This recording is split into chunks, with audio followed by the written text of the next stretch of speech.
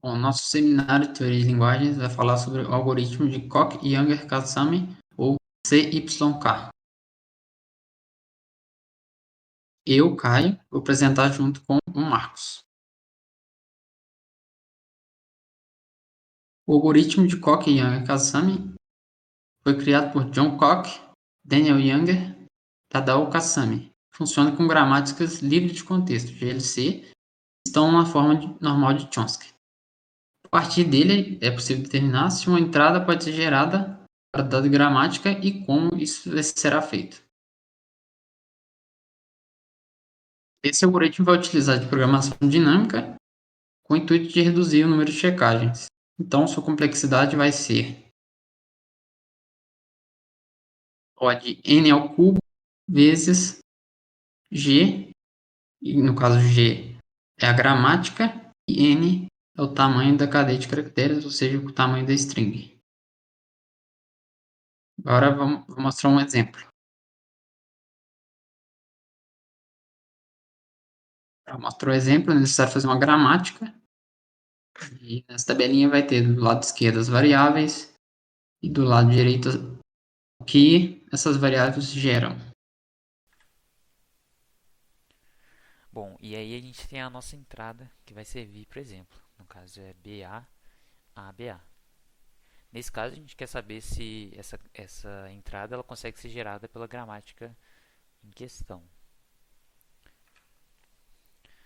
Bom, então o algoritmo, como explicado anteriormente, ele usa de programação dinâmica para poder ser mais eficiente, né, reduzindo a sua complexidade. Assim. Então, a primeira parte é criar a tabela. Nesse caso, a gente tem uma tabela aí que é 5 por 5, no caso é n por n, né?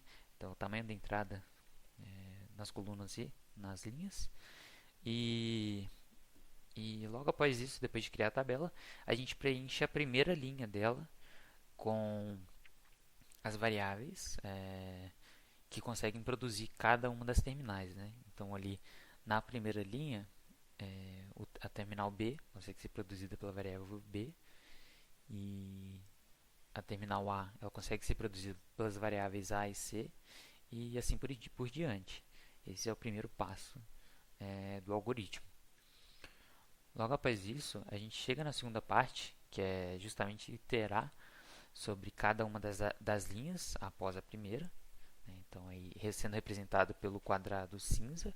E o nosso objetivo é, vai ser completar toda a tabela. No caso, toda a tabela é acima da diagonal. Acima da diagonal. Bom, o algoritmo ele funciona de forma a combinar as substrings. Então, ele vai resolvendo para cada uma das substrings. A menor substring já foi resolvida, que é para cada uma das letras. Né? Então, B, A, A, B, A. E agora, como estamos na segunda linha, ele vai tentar resolver para cada duas palavras. Então, substrings de dois caracteres, nesse caso. Então, a gente pode ver que agora ele está considerando a substring BA.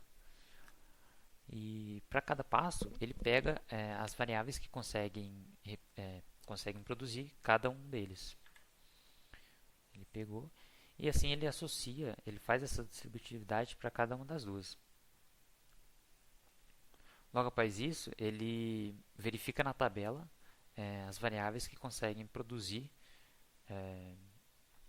as variáveis na gramática que conseguem produzir o que foi retirado das produções.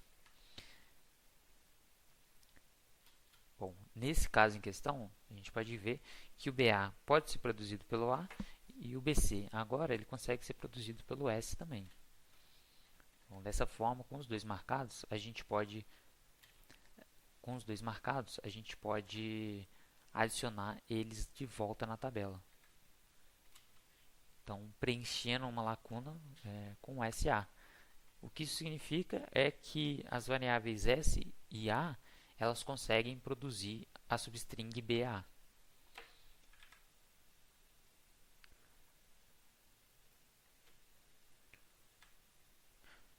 Bom, e aí o algoritmo ele continua da mesma maneira. Então agora ele está analisando a substring AA. Ele pegou as, as duas células de variáveis que conseguem produzi-las e fez a combinação delas, né? Então fez a combinação AA, AC, CA e CC. E agora ele verifica quais delas que conseguem ser produzidas pela gramática. Nesse caso, apenas a produção CC consegue ser produzida. Já as outras elas não conseguem. Sendo que CC é produzido pela variável B. Sendo assim, só a variável B preenche a lacuna. Bom, daí o algoritmo ele continua para todas as substrings possíveis.